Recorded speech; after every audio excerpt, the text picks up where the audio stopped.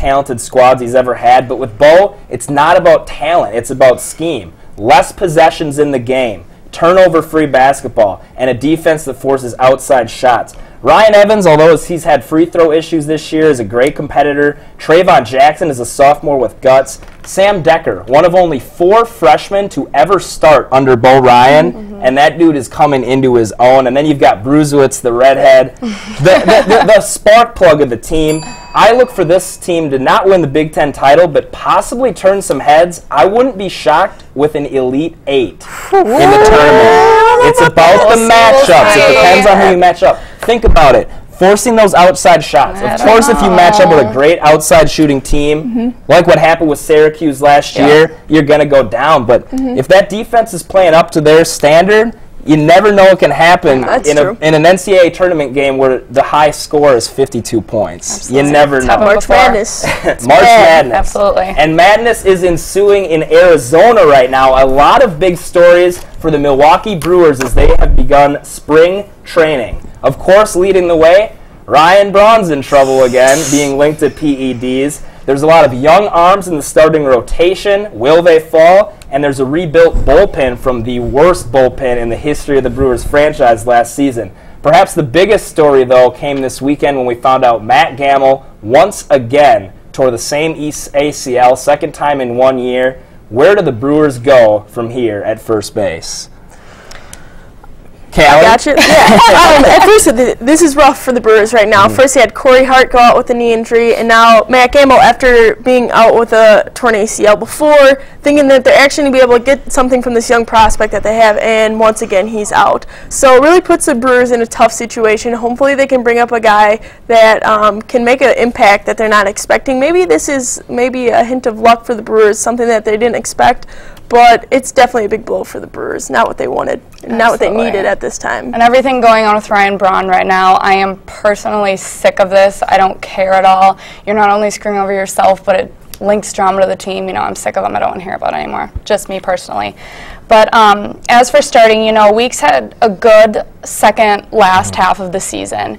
And I definitely think that he has the potential. But, you know, Aoki is the definite majority pick to start off the season for the Brewers. And, I mean, like you just said, they had a heck of a bullpen last year, and so definitely improved for this year. Yeah, you know, when you look at replacing at first base, it's going to be tough. You're holding out and waiting for Corey Hart to come back, hopefully in late April. He's shown he can recover quickly.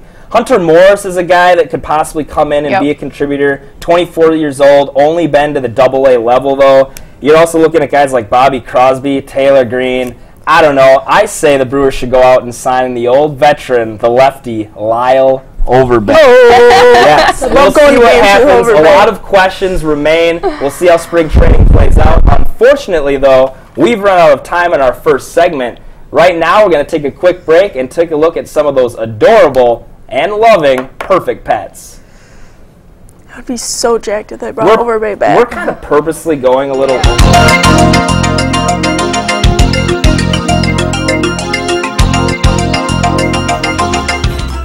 This is Brooklyn, a 5-month-old domestic short hair.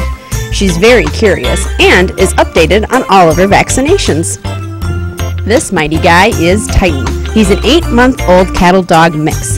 He's fun-loving and does well with older children. Meet Max, a 2.5-year-old Jack Russell Terrier. He has lots of energy, loves his toys, and loves to play.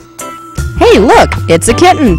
This is Nova. She's only 8 weeks old, but already has a quirky personality. To find out more about adoption for these pets or others, contact the Cooley Region Humane Society at 781-4014. So messed up. I was like... Again, the phone number for the Cooley Region Humane Society is 781-4014. We continue on with Sports Talk Live with a little game we like to call Odds Makers. And we begin in the world of NASCAR. Danica Patrick has become the first female professional NASCAR driver to win the pole position at the Daytona 500. And to all of you not from the Confederate South, the Daytona 500 is basically the Super Bowl of NASCAR, the first race of the year, the biggest race of the year. It's a big deal that Danica won the pole, but it doesn't guarantee she's going to win the race. What I want you guys to come up with are the odds that Danica Patrick, who will begin the Daytona 500 in first, the odds that she'll win the race. Noey? You know what? I'm going to take a huge leap here, but I am going to say 73%. You can quote me on this. We'll see what happens, but that's what I'm going to go with. All right, well, I'm going far away from Noey here. Danica has a tendency of always getting bumped and sending about her and about 10 other people into the wall. Happened last year, happens a lot. I'm hoping she finishes the race. Maybe top 10 would be a really good thing for her. I'm giving her like 10%. Oh, 10%. Come on, poor girl. Going with 10%. 10%, I'm also going to say a 10% chance that Danica Patrick wins the Daytona 500.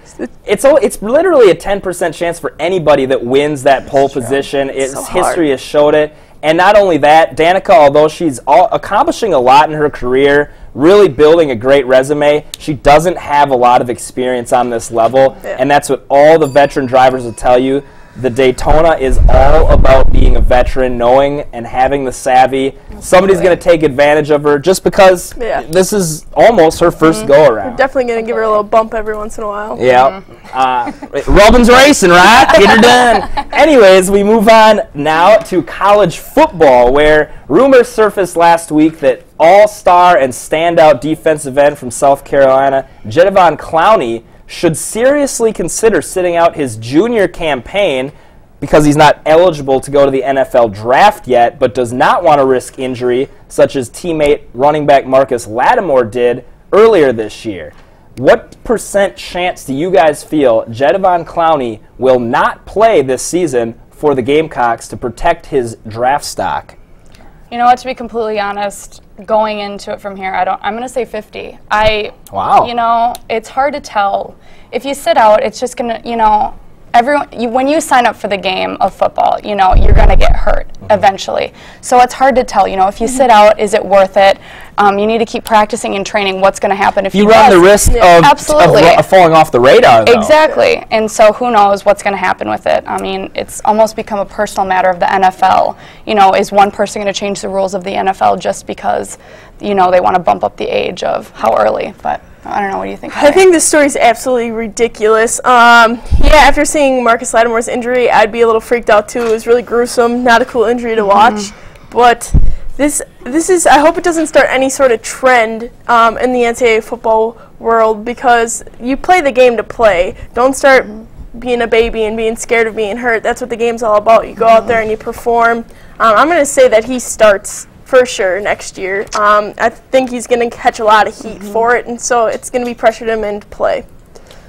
I say realistically that he begins the season and says, I'm just going to forgo it, 0%. I'll give a 25% chance to the fact that he suffers some sort of a minor injury, maybe mid-season, and decides it's a little bit safer to just set up shop. My concern, if I were him, would not be, however, falling off the radar, because his top 10 play of him decapitating the Michigan running back and recovering the fumble from one of the biggest hits ever will be still the #1 play on SportsCenter until the NFL draft next year. It was an unbelievable play. We move from the college football ranks to the big boys, the boys that get paid legally, the NFL. Minnesota Vikings and wide receiver Percy Harvin have had a tumultuous relationship, to say the least, over the past few seasons. Harvin has openly yelled at his head coaches, including former head coach Brad Childress, current head coach Leslie Frazier, and rumors are hot that the Vikings may be trying to shop the all-pro wide receiver. Odds and percentage chance that Percy Harvin will not be wearing a Vikings uniform next season, Noey? You know what, this is also a hard topic, too, to go into, because Percy Harvin, you know, at the end of the day, Percy's going to do what he wants to do. Christian Ponder clearly likes him, wants to keep him around. He's a player who contributes, but you need team chemistry. So how much is that really going to cost the team? You know, he walked out on Leslie Frazier, wasn't a big fan of Childress a few years ago. So, you know what, I'm going to say probably 62% that he will not be wearing a jersey next year. I agree with you that you need team chemistry and everything, but the Vikings need wide receivers. You know, they have AP to just, you know, he's been carrying the team for everything. But you need to have some sort of balance for Ponder to go back and forth between, spread the offense a little bit. I think that he will be in uniform next year. I'm giving him a 45% chance. Nick, what do you got?